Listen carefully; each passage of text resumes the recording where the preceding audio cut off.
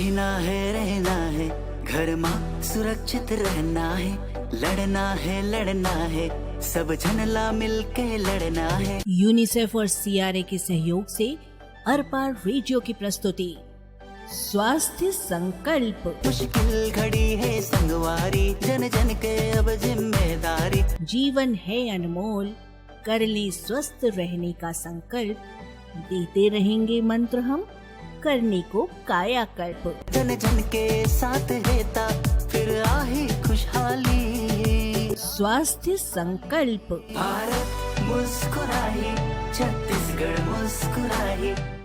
UNICEF और CRA के सहयोग से अरपार रेडियो की प्रस्तुति स्वास्थ्य संकल्प के एक और अंक में स्वागत है आप सभी श्रोता साथियों का। एक तूफान की तरह आया कोरोना हमारी जिंदगी में।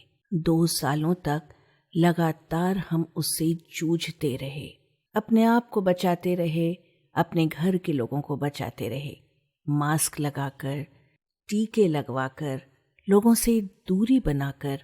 लेकिन अब भी पूरी तरह कोरोना गया नहीं है। 2 गज की दूरी, भीड़ में लोगों से बनाकर रखें दूरी, ये सारी प्रक्रियाएं अब लोगों की आदत बन चुकी है। हर वक्त एक मन में दहशत होती है कि ना जाने कौन सा वेरिएंट फिर से आ जाए वापस। और जब बात बच्चों की जिंदगी की हो तो उसमें 2 साल बहुत मायने रखते हैं। कोरोना की वजह से घर में कैद रहे बच्चों में कई तरह के बदलाव अभी भी देखे जा रहे हैं। हमारे परिचितों में 7वीं क्लास में पढ़ने वाला एक बच्चा कभी क्लास का सबसे शांत बच्चा था, और अब वो जब 9वीं क्लास में पहुंच गया है और ऑफलाइन स्कूल जाना शुरू किया है, तो पेरेंट्स को क्लास टीचर ने बताया कि अब वो बहुत बोलता है, अपने साथियों को परेशान करने लगा है, कई बार वो खुद से ही बातें करता रहता है। अब पेरेंट्स इस उलझन में हैं कि उनका बच्चा घर में अपने कमरे में चुपचाप बैठा रहता है तो बाहर जाकर इतना कैसे बोल सकता है। इस तरह के बहुत से बदलाव बच्चों में लगातार देखे जा रहे हैं।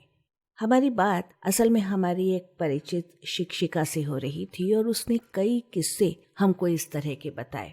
एक और किस्सा बताते हैं हम आपको। 6ठी क्लास में एक नई लड़की पढ़ने के लिए आई। उस वक्त आई जब कोरोना की वजह से स्कूल बंद कर दिए गए थे। ऑनलाइन पढ़ने के लिए उस बच्ची को एक मोबाइल फ़ोन दिया गया था, जो अब हर वक्त अपने आसपास उसको चाहिए होता था। पहले ऑनलाइन क्लास खत्म होते ही फ्रेंड्स के साथ चैटिंग शुरू हो जाती थी या फिर कोई मोबाइल गेम, लेकिन स्कूल में वो बिल्कुल चुप सी हो जाती है। लास्ट बेंच पर बैठना पसंद करती है, किसी से बात करने से कतराती है, टीचर्स का सामना नहीं करना चाहती है। अब बताइए, इस तरह के बदलावों के बारे में आप क्या कहेंगे?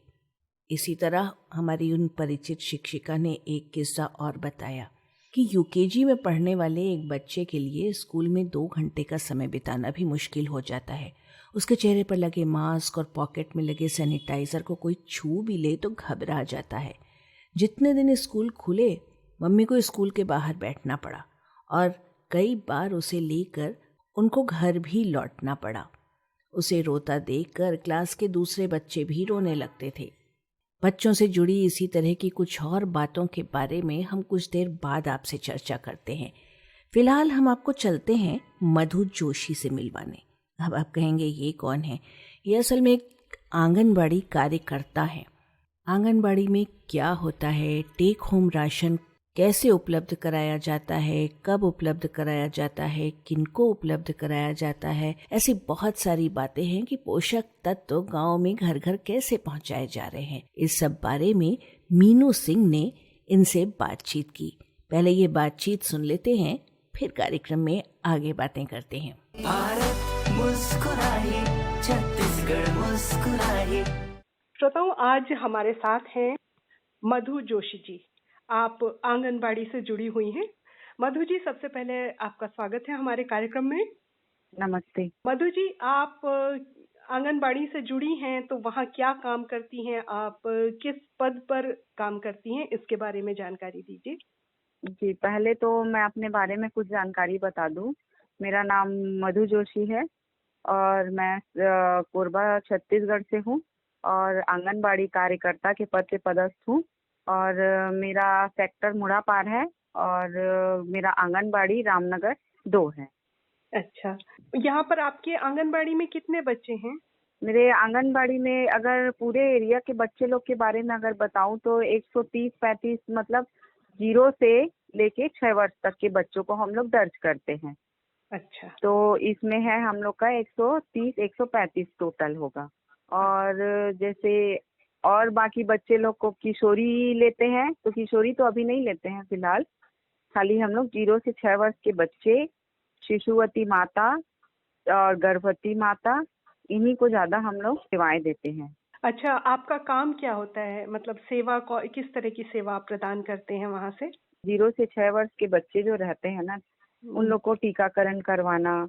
कोई भी लेडीज गर्भवती होती है तो शुरू से लेकर हम लोग बच्चे को 2 साल का उम्र होते तक हम लोग उसकी विशेष देखभाल करते हैं, जिसको हम लोग 1000 दिन की सेवा बोला जाता है। तो इसमें हम लोग प्रसव से पूर्व देखभाल, टीकाकरण, पूरक पोषण आहार और 15 से 45 आयु की जो महिलाएं होती है उनको पोषण और स्वास्थ्य शिक्षा देने का काम करते हैं।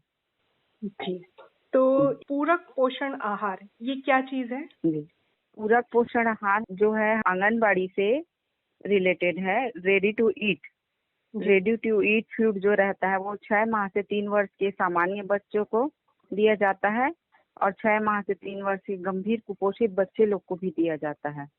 अभी 3 से 6 के बच्चे लोग को भी दिया जाता है रेडी टू ईट।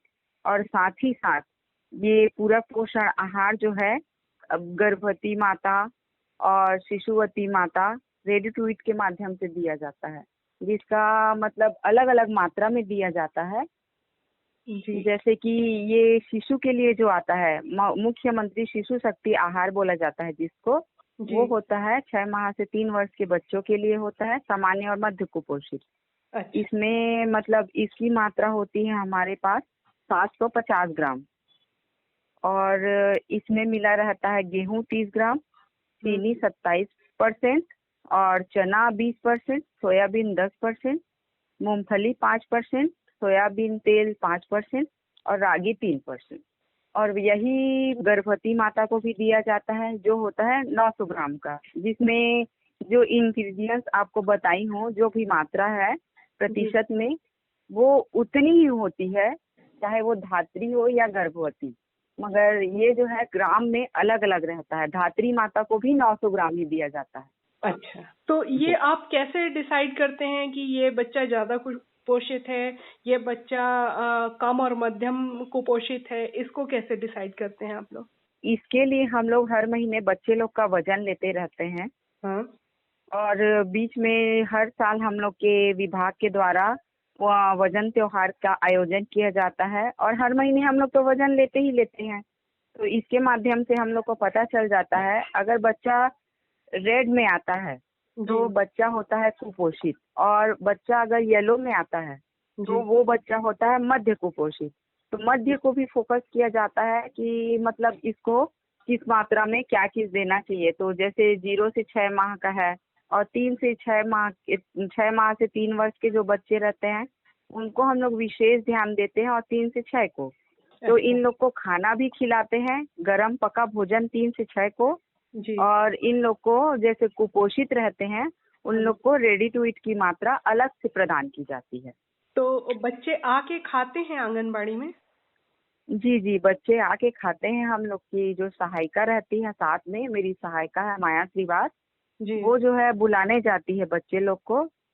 फिर उसके बाद आते हैं बच्चे, खाना खाते हैं और सुबह नाश्ता भी करते हैं।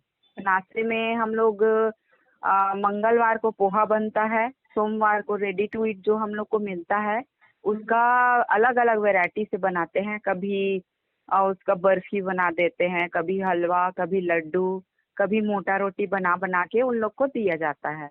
हफ्ते में 3 दिन रेडी टू ईट का बनता है और हफ्ते में 3 दिन पोहा फल्ली बनाया जाता है। अच्छा, इस तरह से अलग अलग जो पोषक तत्व हैं वो बच्चों को प्रदान किए जाते हैं। मिलते रहता है जी। टेक होम राशन वितरण कैसे किया जाता है?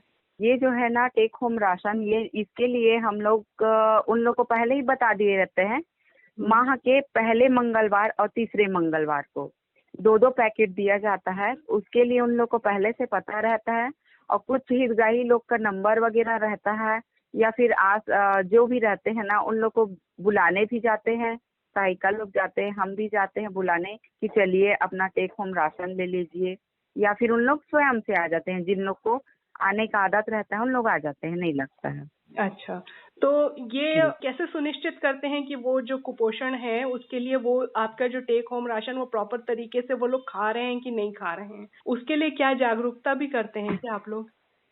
जी जी, हम लोग बीच बीच में इन लोग को जागरूकता के लिए हम लोग का कई तरह का पोषण पखवाड़ा, पोषण माह, और जैसे टेक होम राशन लेने आते हैं उस दिन भी जानकारी देते हैं हम लोग। पोषण और स्वास्थ्य शिक्षा जिस दिन जानकारी देते हैं उस दिन बोलते हैं कि आप लोग इस चीज का सेवन करिए, और उन लोग जहाँ तक हो सके उतना सेवन भी करते हैं। कई बच्चे तो ऐसे हैं कि उसके अलावा कुछ खाना भी पसंद नहीं करते, छोटे बच्चे लोग। और उन लोग क्या है, वजन कराते हैं तो हम लोग को पता चल जाता है कि इन लोग मतलब वजन अभी ग्रोथ आ रहा है नहीं आ रहा है, और नहीं भी आता है तो हम लोग और कंटिन्यू इन लोग को बोलते हैं कि आप लोग टेक होम राशन भी लीजिए, और साथ में मतलब घर का जो भी क्षेत्रीय फल है, मतलब क्षेत्रीय भोज्य पदार्थ है उसको खिलाइए, हर चीज को खिलाइए। कोई भी ऐसा चीज नहीं है जिसको ना खिलाएं पचा नहीं पाएगा, ऐसा नहीं है। हर चीज को, शिशुवती माता को हम लोग जो जैसे डिलीवरी होती है उसके बाद खाना अभी दे रहे हैं, 6 महीने का है, तो मुख्यमंत्री सुपोषण योजना के तहत जी। तो आते हैं तो हम लोग यही बताते हैं कि आप लोग हर तरह के खाना खाइए, हर तरह की सब्जी दाल जो भी है हर तरह के खा सकते हैं, किसी चीज से परहेज नहीं करना है। और 3 बार 4 बार आप खाओगे तभी आपका बच्चा ग्रोथ करेगा, और 2 साल में मतलब उसका जो वजन रहेगा वो बहुत अच्छा रहेगा। तो इसका अपने इलाके में आपको क्या प्रभाव नजर आया है कि ये आंगनबाड़ी खुलने के बाद से उस इलाके में बच्चों में, महिलाओं में क्या परिवर्तन नजर आया? बच्चों में बच्चे खुश होकर आते हैं, नाश्ता भी करते हैं, खेलते हैं, कूदते हैं, भोजन भी करते हैं, गरम खाना भी खाते हैं। और महिलाएं ऐसी हैं, कुछ हम लोग के क्षेत्र में तो ऐसा है कि बहुत सारी महिलाएं हैं जो कामकाजी महिलाएं हैं, घर से मतलब सुबह गई हैं तो सीधा शाम को आने वाली हैं। ऐसे बच्चे लोग के मतलब मम्मी पापा कुछ ज्यादा ही खुश रहते हैं कि मतलब चलो आंगनबाड़ी है तो हम लोग के बच्चे लोग का उतना परेशानी नहीं है कि उन लोग क्या खाएंगे क्या पिएंगे। वही सुबह नाश्ता मिल जा रहा है, दोपहर में गरम खाना मिल जा रहा है, तो उन लोग को भी मतलब अच्छा ही लगता है। और कुपोषण में जितना हो सके उतना कमी आई है आंगनबाड़ी के रहने से। चलिए, बहुत सारी अच्छी अच्छी जानकारी आपने दी, इसके लिए बहुत बहुत शुक्रिया। जी धन्यवाद। भारत मुस्कुराए, छत्तीसगढ़ मुस्कुराए। तो ये थी आंगनबाड़ी कार्यकर्ता मधु जोशी, जिन्होंने इतने विस्तार से इतनी सारी अच्छी अच्छी बातें आप लोगों को बताई, और इनसे बातचीत कर रही थी हमारी सहयोगी मीनू सिंह। तो हम कार्यक्रम के शुरू में आपसे बच्चों के बारे में बात कर रहे थे, बच्चों की जिंदगी के बारे में बात कर रहे थे। कोरोना के वक्त उन बच्चों में किस तरह के बदलाव आए, इस बारे में बात कर रहे थे। हमारे बिलासपुर के पास एक गांव है, ग्राम धड़दे, जहाँ की शिक्षिका का नाम है रानी बरगा। वो 8वीं क्लास की शिक्षिका हैं। उन्होंने बताया कि उनके स्कूल में स्टूडेंट्स की उम्र 13 साल के आसपास है। लॉकडाउन से पहले के बैच की तुलना में इन स्टूडेंट्स को संभालना मुश्किल लग रहा है। हालांकि अब बच्चे थोड़ा सेटल हुए हैं, लेकिन कुछ बच्चों के अजीब बर्ताव पर उनको पेरेंट्स और उनकी जो पिछली क्लास टीचर्स थी उनसे बात करनी पड़ी, ये समझने के लिए कि क्या वे स्टूडेंट्स पहले से ऐसे हैं या कोरोना के दौरान बदलाव आया है। एक स्टूडेंट के पापा ने बताया कि उनका बच्चा स्कूल नहीं जाना चाहता, स्कूल में पहुंचकर क्लासरूम से उठकर बाहर नहीं निकलना चाहता, यहाँ तक कि स्कूल में वॉशरूम भी नहीं जाना चाहता। वहीं उनके स्कूल की प्राइमरी क्लास की टीचर ने बताया कि उनकी क्लास के कुछ बच्चे बिना मास्क 1 मिनट नहीं रह सकते। अगर लंच ब्रेक में खाने के लिए मास्क हटाने को कहा जाए तो लोग घबरा जाते हैं। इस बारे में टीचर्स ने एक साइकोलॉजिस्ट से बात की। जिन्होंने बताया कि इन दिनों काफ़ी बच्चे दूसरों से मिलने जुलने से डरने लगे हैं और ये घुल मिलकर रहना नहीं चाहते हैं। क्या पेरेंट्स अपने बच्चों में होते इस बदलाव को देखकर कुछ सोच पाते हैं? अगर नहीं तो सोचिए, ये मानसिक रोग के लक्षण भी हो सकते हैं। मानसिक रोग क्या है? अरे जिस तरह से एक सामान्य बीमारी होती है, बुखार, सर्दी, खांसी, उसी तरह से मानसिक रोग भी है। किसी साइकियाट्रिस्ट के पास जाना और अपने बच्चे के लिए काउंसलिंग करवाना कोई गलत नहीं है। इस तरह के बदलावों को नजरअंदाज मत कीजिए। आप सुन रहे हैं रेडियो अर्पा। मानसिक रोग क्या है, क्या करें, क्या न करें, समझें इसके बारे में आइए सुने डॉक्टर सुजान अग्रवाल से संगीता अग्रवाल की बातचीत। आप सबको संगीता अग्रवाल का नमस्कार। तो चलिए आज अपने मन को तरोताजा करते हुए बातें करते हैं डॉक्टर सुजान नारायण अग्रवाल जी से। ये हमारे अर्पा रेडियो के लिए बहुत खुशी की बात है कि आज हम एक ऐसे अनुभवी डॉक्टर से बात कर रहे हैं जिनकी करीब 50 शोध पत्र नेशनल और इंटरनेशनल पत्र पत्रिकाओं में छप चुकी है। आप एक सर्टिफाइड रिव्यूअर हैं बहुत से जर्नल्स और साइंटिफिक पब्लिकेशंस में। साथ ही साथ आप एडिटोरियल बोर्ड के सदस्य भी हैं। नमस्कार डॉक्टर साहब, ये बताइए कि मानसिक रोग क्या है? मानसिक रोग के बारे में लोगों की बहुत गलत धारणाएं हैं। वो ये सोचते हैं कि मानसिक रोग केवल मन का वहम या अंधविश्वास है और उसके लिए किसी तरह इलाज की जरूरत नहीं पड़ती। लेकिन मेरा और सभी चिकित्सकों का यही मानना है कि जैसे शारीरिक रोग रहते हैं वैसे मानसिक रोग भी होते हैं। तो मानसिक रोग के बारे में आपको ये जानना चाहिए कि मानसिक रोग क्या है, उसके क्या लक्षण हैं और तब मरीज को डॉक्टर के पास में जानना चाहिए। यदि आप समय पे उसका इलाज करते हैं तो मानसिक रोग भी पूरी तरह से ठीक हो सकता है। जैसे शारीरिक रोग ठीक हो सकता है वैसे मानसिक रोग भी ठीक हो सकता है। जी मैं थोड़ा सा बताऊंगा आपको मानसिक रोग क्या चीज है। जी बताइए। और वो कितने प्रकार के होते हैं ये भी प्लीज हमें बताइए। मानसिक रोग को मनोविकार या मानसिक स्वास्थ्य विकार के नाम से भी जाना जाता है। मानसिक रोग की स्थिति में व्यक्ति की मनोदशा, याददाश्त, स्वभाव आदि की प्रक्रिया पे असर पड़ता है और मनुष्य का अपने सोच पे और अपने भाव पर काबू नहीं रहता है। ये लगभग 4-5 प्रकार के होते हैं, जिसमें से जो कॉमन लोगों को होते हैं जैसे कि डिप्रेशन यानी कि अवसाद, हिंदी में अवसाद बोलते हैं, अंग्रेजी में आप डिप्रेशन उसको बोलेंगे। साधारण प्रकार का डिप्रेशन हर एक को आता है, लेकिन यदि ये लगातार होता रहता है, हमेशा होता रहता है तो ये बीमारी का रूप ले सकती है। दूसरी है भूलने की बीमारी। साधारण क्या तो हम हर चीज याद नहीं रखते हैं, थोड़ा बहुत भूलते भी हैं, लेकिन वो नॉर्मल होती है। लेकिन यदि अभी आपने खाना खाया है और 2 मिनट के बाद भूल जाए कि खाना खाया कि नहीं खाया तो ये बीमारी के नाम से बीमारी के रूप में पहचाना जाएगा। इस बीमारी को एक नाम भी दिया जैसे अल्जाइमर डिसीज है। फिर और एक प्रकार का है जैसे पार्किंसन है, जिससे मस्तिष्क की नसों से संबंधित है। वो आदमी छोटे छोटे काम भी नहीं कर सकता, जैसे खुद उठा के गिलास का पानी पीना है, सुई में धागा डालना है इत्यादि। डर भी एक बीमारी है, मानसिक रोग है। ज्यादातर लोग डर को और मानसिक फोबिया को एक ही मानते हैं, लेकिन फोबिया और डर दोनों अलग अलग है। साधारण जो डर है वो नॉर्मल चीज है, लेकिन वो आपको दिमाग को बहुत परेशान करने को लग जाए तो वो एक गंभीर समस्या हो जाती है। एक बच्चों में और मानसिक रोग दिखता है जिसको attention deficit hyper activity disorder बोलते हैं, जिसमें बच्चा हाइपर एक्टिव रहता है और उसका अटेंशन उसमें किसी काम में नहीं लगता है। पढ़ो बोले तो नहीं पढ़ेगा, खेलो बोले तो ठीक से नहीं खाएगा, खाना खाते टाइम कुछ और सोचेगा।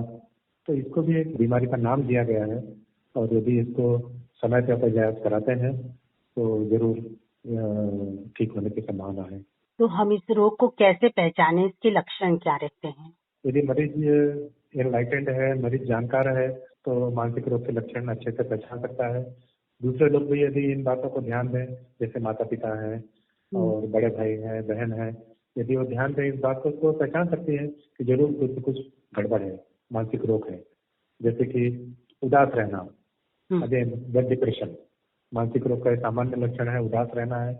आपकी जान पहचान का यदि व्यक्ति बहुत उदास रहता है तो उससे बात करें, हो सकता है वो मानसिक रोग का शिकार हो। हम ज्यादातर अपने दोस्तों से, परिवार से हमेशा मिल के रहते हैं।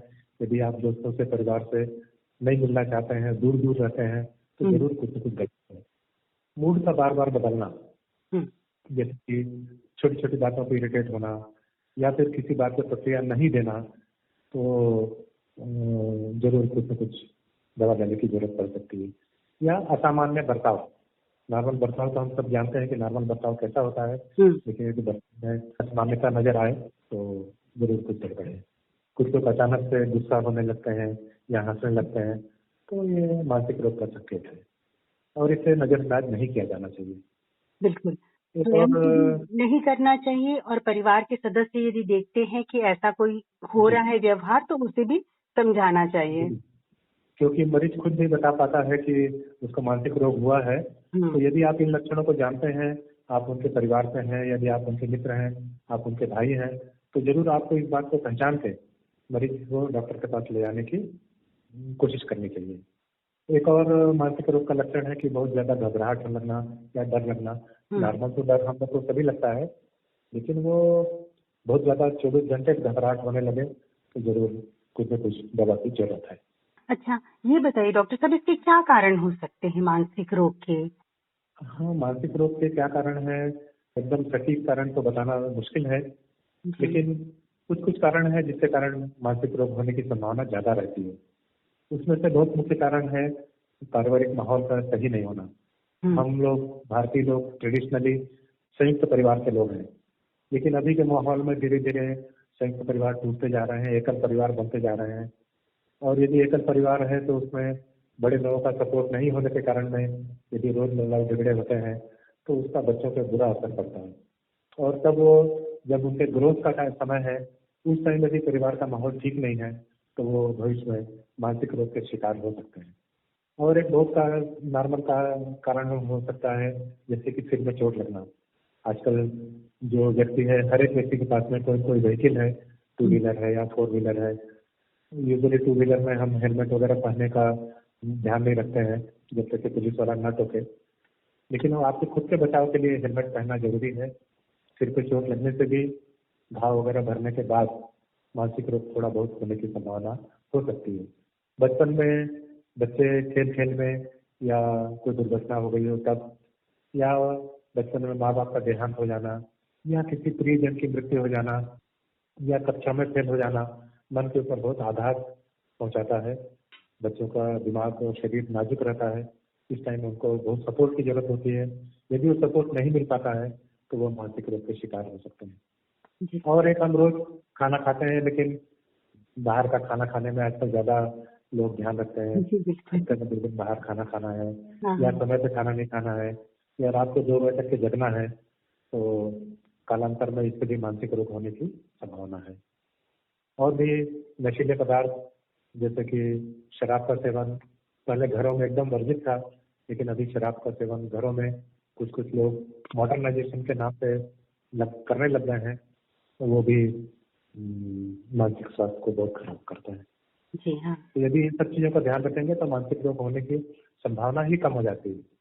ज्यादा जरूरी ये है कि मानसिक रोग हो जाए उसके बाद इलाज करें, उससे ज्यादा जरूरी ये है कि मानसिक रोग होने ही न दें, यानी prevention is better than cure.